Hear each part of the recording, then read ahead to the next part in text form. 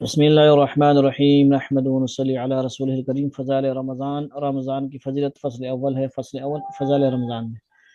عن سلمان رضی اللہ تعالیٰ عنہ قال خطبنا رسول اللہ صلی اللہ علیہ وسلم فی آخر یوم من شعبان فقال یا ایها الناس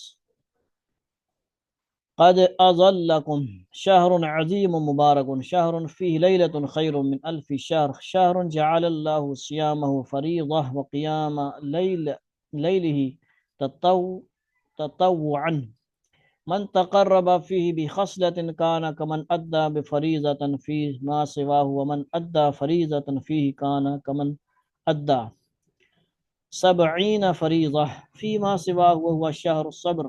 والصبر ثوابه الجنة، والشهر مواساة، وشهر يزاد في رزق المؤمن فيه، من فطر فيه صائما كان مغفرة لذنوبه وإتق رقبته من النار، وكان له مثل أجره من غيره أن ينقص من أجره شيء. قالوا يا رسول الله ليس كلنا يجد ما يفطر الصائم؟ فقال رسول الله صلى الله عليه وسلم يعطي الله هذا الثواب من فطر صائما على تمرة أو شربة ماء أو مزقة لبن، وهو الشهر أوله رحمة وأوسطه. یہاں تک ہم ترجمہ کر لیتے ہیں، کیونکہ حضرت سلمان رضی اللہ عنہ کہتے ہیں کہ نبی کریم صلی اللہ علیہ وسلم نے شعبان کی آخر تاریخ میں ہم لوگوں کو واعظ فرمایا۔ یہ ہم کو معمول انشاءاللہ اگلے رمضان سے بنانا ہے کہ آخری جو 29 شعبان ہو یا 30 کبھی کبھی شعبان ہو، تو ہم کم از کم 29 شعبان مغرب کے بعد گھروں میں معمول بنانا ہے۔ ہم نے یہ والی حدیث انشاءاللہ پڑھنی ہے، ابھی بھی پڑھنے ہم لیٹ ہیں ہم، لیکن اگلے اللہ تعالیٰ نے زندگی دی تو ہم نے یہ یاد رکھنا ہے، اسی طرح کرنا ہے۔ یہ والی حدیث ہم نے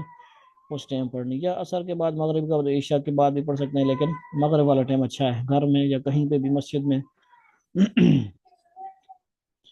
شعبان کی آخر تاریخ میں ہم لوگوں کو واضح فرمایا کہ تمہارے اوپر ایک مہینہ آ رہا ہے جو بہت بڑا مہینہ ہے، بہت مبارک مہینہ ہے، اس میں ایک رات ہے یعنی شب قدر، جو 1000 مہینوں سے بڑھ کر ہے۔ اللہ تعالیٰ نے اس کے روزے کا فرض فرمایا اور اس کے رات کے قیام کو یعنی تراویح کو، قیام اللیل، بہت کچھ نوافل،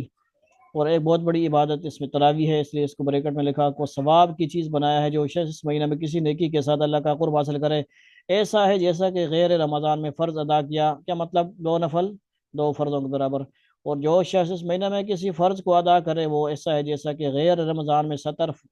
فرض ادا کرے، یعنی 2 فرض 70 فرضوں کے برابر۔ جی، اس کی ریٹ بڑھ گیا، اس لیے ہمارے ہاں لوگ ریٹ کیا بڑھاتے ہیں جی؟ پھلوں کے ریٹ، سبزیوں کے ریٹ، کپڑوں کے ریٹ، ان کو اس چیز میں بزنس مارکیٹنگ کی فکر لگی ہوتی ہے، لیکن اللہ تعالیٰ نے اس کو جنت کا سیزن بنایا ہے، نیکیوں کا موسم بہار اس کو کہا جاتا ہے، کہ اس کو رمضان کے مہینے کو۔ یہ مہینہ صبر کا ہے اور صبر کا بدلہ جنت ہے، اور یہ مہینہ لوگوں کے ساتھ غم خواری کرنے کا ہے۔ اس مہینے میں مومن کا رزق بڑھا دیا جاتا ہے۔ جو شخص کسی روزہ دار کا روزہ افطار کرائے، اس کے لیے ایسا افطار نہ کرائے کہ مسجد میں جا کے شربت کے جو ہے بوتلیں ڈول دے، گرا دے۔ افطاری کراتے ہیں لوگ، اور فرش کے اندر خوبصورتی جو ہے، لوگ بھی جاہل قسم کے ہیں، وہ جو روزہ کھولتے ہیں بچوں کو لے آتے ہیں، اور مسجد کی بید بھی ہو رہی ہوتی ہے، اور وہ سمجھ رہے ہوتے ہیں ہم نے بڑا روزہ کھلا دیا، بڑا ہمارا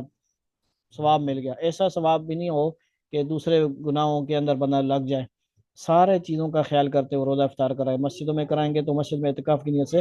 کرنا پڑے گا، کھول کھا سکتے ہیں، بہرحال یہ تفصیلات ہیں۔ یہ مہینہ صبر کا ہے، ٹھیک ہے جی، اور یہ مہینہ لوگوں کے ساتھ غمخواری کرنے کا ہے۔ اس مہینہ اچھا روزہ افطار کرائے، اس کے لیے گناہوں کے معاف ہونے اور آگ سے خلاصی کا سبب ہوگا۔ اور روزہ دار، اب یہ ہم نے حدیث پوری عربی پڑھتے ہیں، ٹھیک ہے جی۔ یہ حدیث میں آ رہا تھا کہ وَهُوَ شَهْرٌ أَوَّلُهُ رَحْمَةٌ وَأَوْسَطُهُ مَغْفِرَةٌ وَآخِرُهُ عِتْقٌ مِّنَ النَّارِ، من خفف عن مملوكه فيه غفر الله له وأعتقه من النار، واستكثروا فيه من 4 خصال: خصلتين ترضون بهما ربكم، وخصلتين لا غنى بكم عنهما، فأما الخصلتان اللتان ترضون بهما ربكم فشهادة أن لا إله إلا الله وتستغفرونه، وأما الخصلتان اللتان لا غنى بكم عنهما فاسألون الله الجنة وتعوذون به من النار ومن سقى صائما سقاه الله من حوض شربة الله يظمأ حتى يدخل الجنة۔ آگے بھی یہ سارا کچھ پڑھنا چاہیے لیکن ہم بغیر اعراب کے کوشش کریں گے، نہ پڑھے، غلطی ملتی ہو سکتی، وقت کی قلت ہے۔ تو اس عربی کے الفاظ آپ جو بھی ہمارے ساتھ اس پروگرام میں شامل ہیں ان سب نے عربی اور ترجمہ یہ ضرور گروپ میں شیئر کرنا ہے۔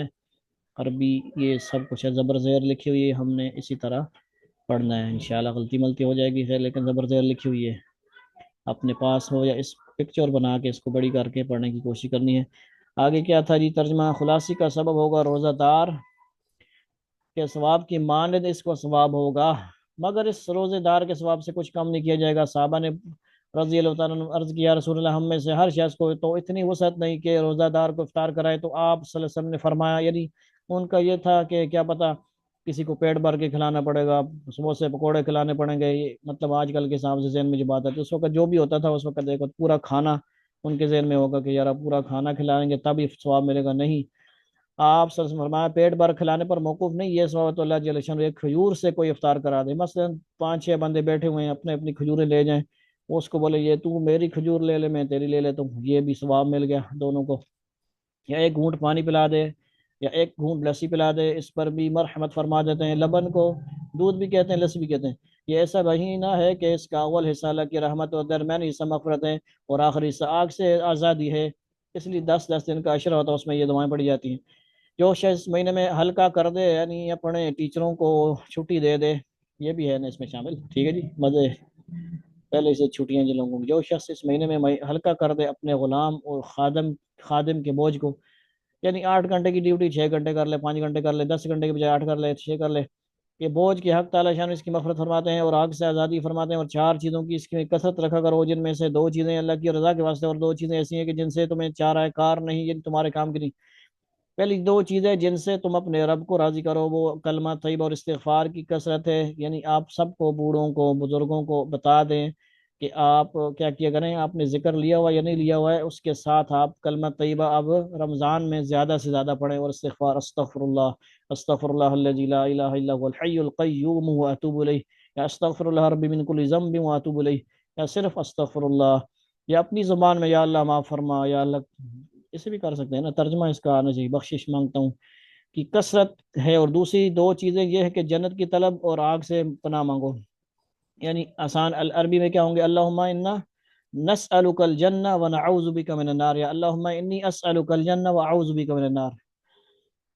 جو شخص کسی روزہ دار کو پانی پلائے، حق تعالیٰ شان قیامت کے دن میرے حوض سے اس کو ویسا پانی پلائیں گے جس کے بعد جنت میں داخل ہونے تک پیاس نہیں لگے گی۔ اللہ رب العزت ہمیں یہ سب فضائل نصیب فرمائیں۔ اس کی جو فائدہ ہے احادیث کا انشاءاللہ وہ باقی سیشن میں ہوگا۔ اللہ تعالیٰ ہمیں اس کے فضائل نصیب فرمائیں، قدردانی کی توفیق عطا فرمائے۔ والسلام علیکم ورحمۃ اللہ وبرکاتہ، بہت شکریہ۔